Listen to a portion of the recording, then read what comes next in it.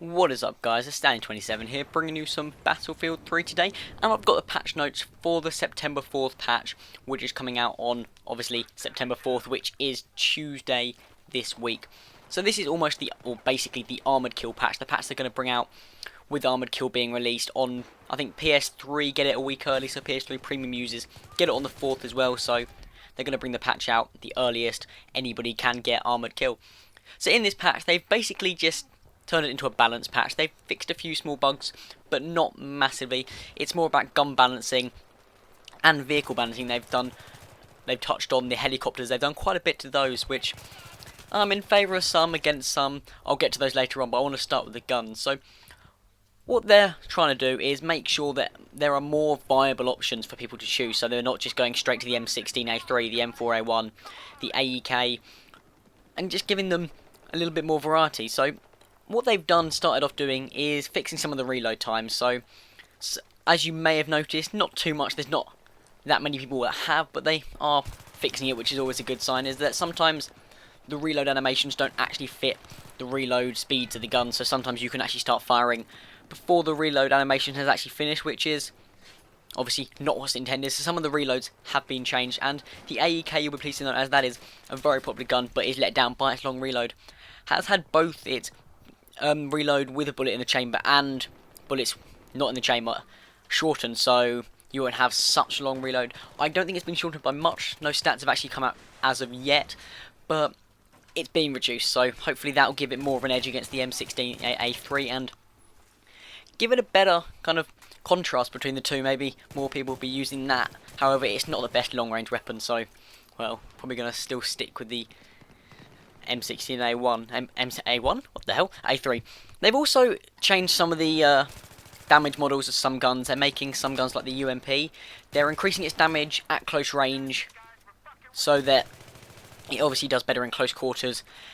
But they're reducing its overall damage at long range, which will make the gun a much more viable option for close quarter combat, rather than using it just for long range combat. So you'll have to now choose your guns more specifically, as they seem to be narrowing the guns down into like specific categories, whereas before the UMP was not so good at close quarters, or probably pretty average. I think it had a slow rate of fire which let it down, but it was pretty average, and it was pretty average at long range, so it was a good gun all the way through all the ranges. However, now they're just bringing it down to maybe more of a close quarter medium range gun, but yeah, they just seem to be changing the angle that the gun needs to be used from.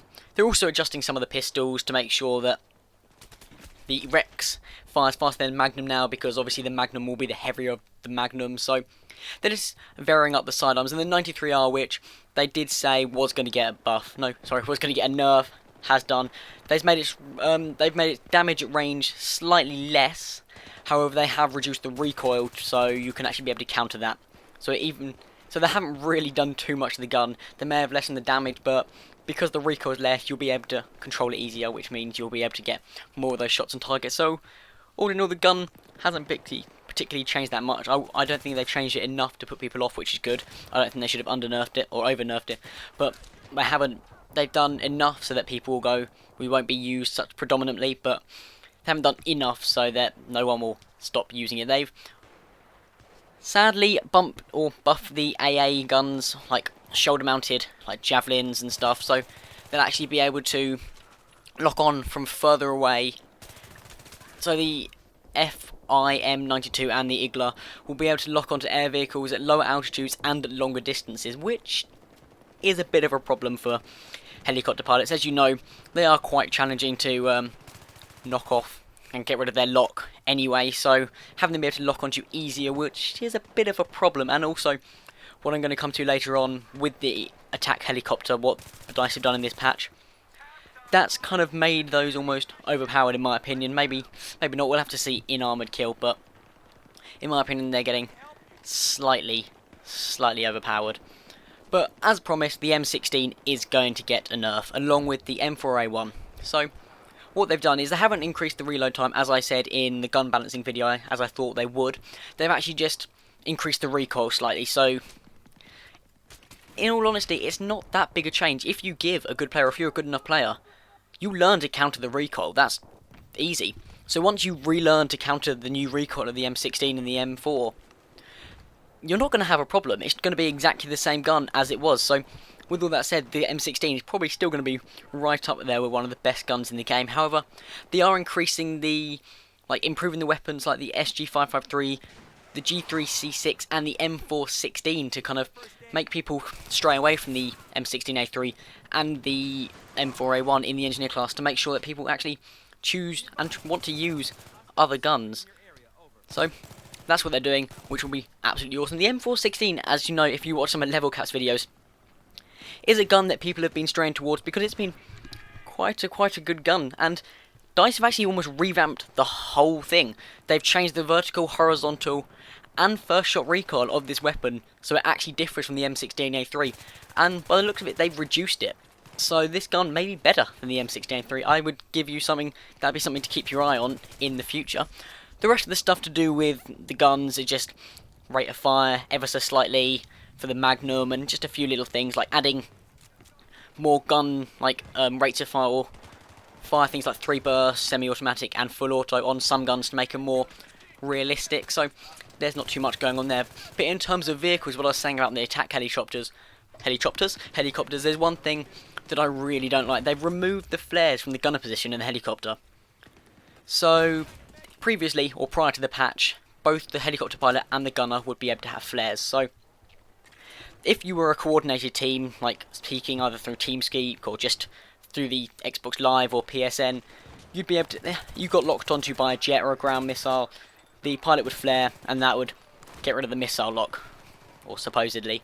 And then you'd get locked on again, and if the pilot's flares hadn't redone, you'd tell your gunner to flare, he'd flare, and the missile would lock. And DICE have said that the helicopters with that combination have almost become invulnerable to lock-on missiles, which is pretty much not true, because the gunner's flares were very rarely worked, seeing as probably like a 50% chance maybe.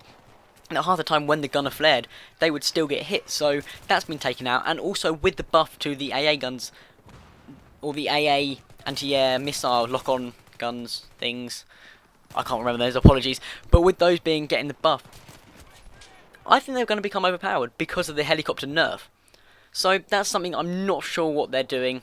I don't know why. It's going to make flying helicopters in Armoured Kill, seeing as some of the maps, like Bandar Desert, seem quite open, going to be relatively difficult, so maybe that should be better. They're also showing now having friendly vehicles show up on your air radar, which hopefully will minimise friendly ramming, or not intentionally ramming, but friendly collisions, so fingers crossed that will help. Helicopter weapons now destroy equipment, so default weapons, you couldn't destroy SOFLAMs in the past, so you have to drop your gunner off or just hope that someone in the team actually destroys it. You can now get rid of that. Also, in the scout helicopter, the laser designator isn't actually unlocked for the pilot. It's now unlocked for the 4th position, which is like the co-pilot sitting next to the pilot, so that position will actually have something to do. He'll be in control of the laser designator, which will give him something to do, and maybe the pilot won't actually have to focus on designating targets. They can actually get rid of flying the helicopter. The repair tool's been changed again. They seem to change this in almost every single patch.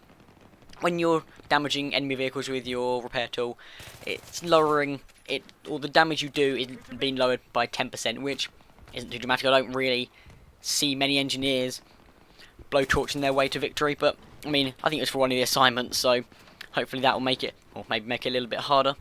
And also, in the tank positions, you can't switch from your main gun to your secondary gun really quickly. They've given it a little bit of a spacing, which isn't too bad. I mean, makes it more realistic. I didn't see any problem with them being able to switch immediately, but maybe it'll make people running with the LMG attachment instead of the canister shell. Maybe it'll make it a little bit easier to get away from them, hopefully, if you're on infantry. So that's basically been what's going to be included in the patch. I mean, there's nothing too significant apart from the M16A3 and the helicopter changes, but I think it's an okay patch. I don't agree with the helicopter, but the rest of it, I think it's pretty good. I will have to play for it to see. I'll probably put a few videos up of my opinions if anything. I think anything's really needs addressing. But that's been the patch, guys. I hope you enjoyed, and I will see you next time.